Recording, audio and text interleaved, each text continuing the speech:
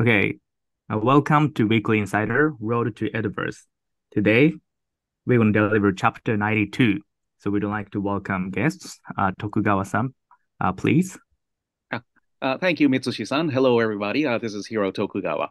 So towards the end of the year, I would like to be discussing Tokugawa political philosophy, or what exactly was the guiding ideology, so to speak, of the Tokugawa shogunate or the system as a whole. Now, in Japan, I think it's still widely believed that it is a Confucian system, or at least the ideology is Confucian. But and then there are studies about called Tokugawa ideology, but this is about the political philosophy outside of the government. We don't know what was the guiding principle for the ruling class, so to speak. So that I would like to ponder upon, and this is very important as the still the best book on modern Japanese history, Marius Janssen's Making of Modern Japan, which was published in 2000. And unfortunately, Janssen died the same year. But there was a chapter positing the question. So what was the Tokugawa actually? So was it feudalism, absolutism, or modern state, and so on and so forth?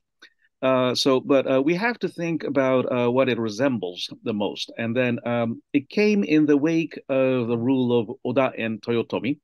And I think I've been stressing this over and over in this podcast, that Oda and Toyotomi was what Napoleon and Bonaparte and what's his name, Maximilien Robespierre were to European history. So in Europe, all the dynasties all the kingdoms started around 600 AD, or at least in the 7th century. And then essentially the same clans kept ruling all these kingdoms until the French Revolution and the Napoleonic Wars. And an upstart like Napoleon. And then they were talking about blue blood. And then you chop off the heads of monarchs and aristocrats, the nobility. And of course, the blood to flow out was red, just like anyone else. And then comes Napoleon, and an absolute upstart, but he beat the Russians, the Prussians, the Austrians, and held forth with the British. So there went the hereditary order that had lasted for a millennium. And it was very similar in Japan. So the Genji is actually a branch of the imperial house. And then Ashikaga is one of the leading branches of the Genji clan, and so forth. And this came to an end with Oda Nobunaga. And Toyotomi Hideyoshi, with this completely obscure background, going to the top, becoming imperial agent. So the second most important person after the emperor himself. And then he goes on to start a war with China, which was like the alien mothership for the Japanese. And then, fought pretty well. Violent, yes, but the Japanese were hungry for spoils, and the Chinese were exhausted from fighting the Mongols and the Manchus. So the Japanese were very strong on Korean soil. And this changed the traditional Japanese worldview completely. And then after the death of Toyotomi Hideyoshi, there is nothing left to create any political order. Now, Hideyoshi was a military charisma, one of he could be the greatest that the Japanese had ever seen. So he sent 200,000 men into Kyushu, 100,000 men into Shikoku, another 100,000 to Kanto plains around Edo or Odawara, and so on. And then he sent 150,000 to the Korean Peninsula. So everyone in Japan felt the military might of Toyotomi Hideyoshi, and on most occasions he had won. And then before Toyotomi and Oda was the Ashikaga shogun. They were the Genji clan, branching out from the imperial house. And so compared to this, Tokugawa Ieyasu didn't have anything. He is not really exactly of Genji blood.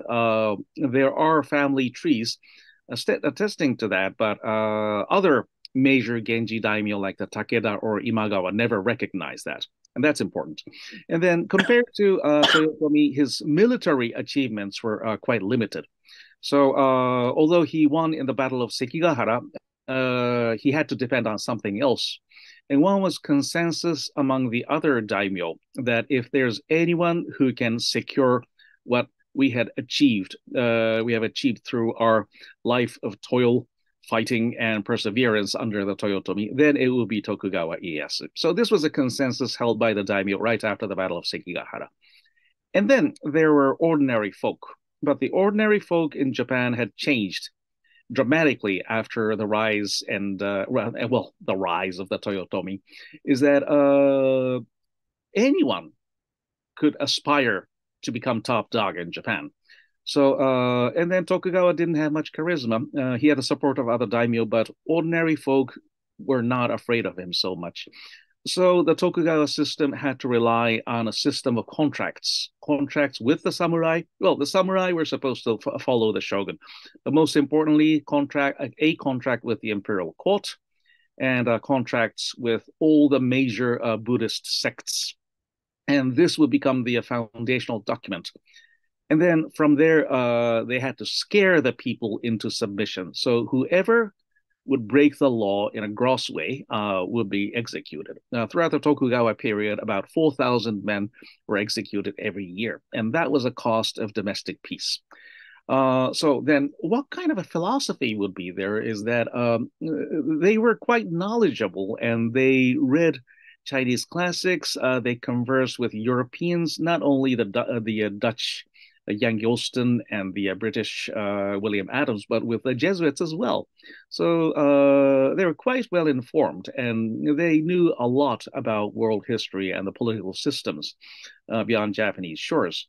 But they had to improvise and build something that will be suitable to the geographical conditions of Japan. As well, this is pre-industrial time, so you had to live with what you had. Okay, so that is the starting point for the Tokugawa system, and then eventually the Tokugawa ideology. At the beginning, there's nothing but, a little bit of military charisma, a very strong unity among the Tokugawa samurais, and consensus among the daimyo. Ideology would come later. Okay, so I think that will be enough for this week, and so see you next week. And thank you, Mitsushi-san. Thanks, Tokugawa-san. Thanks for your insightful explanation on the ideology behind Tokugawa's ruling system. Next, I'd like to welcome Gen-san. Please deliver your presentation. Thanks. Okay. Thank you, Mitsushi-san. Hi, everybody. Today, there's not so much updates from my side, basically. We just keen on finalizing our product and finalizing the space. One thing, it might be in terms of the schedule, I think the API side, which enable you to switch gaming points to Zenny and Koban, might be not ready to launch this year end. So I think monthly insider, some of the tech guy will be in charge of API. Will explain the accurate circumstances to you guys, and it might be delayed. I'm so sorry for announcing that, but could be delayed. We need to check the accurate situation, but might be that's one of the things we need to all of you guys. But on the other hand, as you can see, the cryptocurrency market is spiking again. And then the BTC hit all-time high price. So it's a right to launch, and then it's the right time for us, enhance Zenny and Koban. So I think we are in the right track, but slightly we need to change and we need to amend something. Sorry to inform you that, but I think that's the best way for us. So anyway, we will check the latest situation and latest tech side working, and then we'll let you know some questions. Yeah, that's enough. Thank you so much. Thanks again. Next, I think I myself will update some sort of crypto news. Hello, everyone. This is Mitsushi. So major crypto news, especially from Japan, is that the financial institution SBI Group signed a partnership with USDC, the issuer of that's the Circle company, the issue of USDC. I think that will impact the Edoverse as well. Let me explain this news from three perspectives. First of all, what is a stable coin? So the Circle company issued the stablecoin, namely USDC. The stablecoin is a crypto asset pegged with existing currency such as dollars and JPY, and USDC is pegged with dollar. That means the price is relatively less volatile and more stable compared to Bitcoin and Ethereum. Therefore, stablecoin is oftentimes used for payment for global transaction. I think and the payment by stable token is much more sort of smooth compared to transfer wire or other global payment method. Therefore, its usage is widely accepted for global business. Well, secondly, especially SBI Group, a very well-known financial institution in Japan, signed a partnership with the Circle company. Is symbolic because there's a sort of preconception or bias towards cryptocurrencies in Japan. Some people think that cryptocurrencies are not sort of reliable, it's dubious, but we can remove that sort of narratives and sort of preconception when large financial institutions like SBI Group promote and facilitate the usage of stablecoins. So I think the fact that the SBI facilitates the use of stablecoin is very symbolic and very important. It creates very important momentum for stablecoins and other cryptocurrencies to be widely accepted in Japan. Finally and thirdly, this also impacts Edoverse as well because we conducted initial sales of NFT by accepting USDC or USDT and stable tokens. And when stable coins and stable tokens are widely accepted by Japanese population or a large number of Japanese population, and when a lot of people have stable coins in their wallets, the sales and transaction of NFTs and transaction of crypto-related assets will be much more accelerated, and that will also impact Edoverse project as well. A wider range of people will start interacting with these projects and will engage with transaction by utilizing token. Moreover, we will issue our own token called Zeni and Koban, right? And for Zeni transaction, when people a lot more people own stable coins, I think transaction with Zeni will be much more activated and accelerated. So I think this is really great news for our project as well.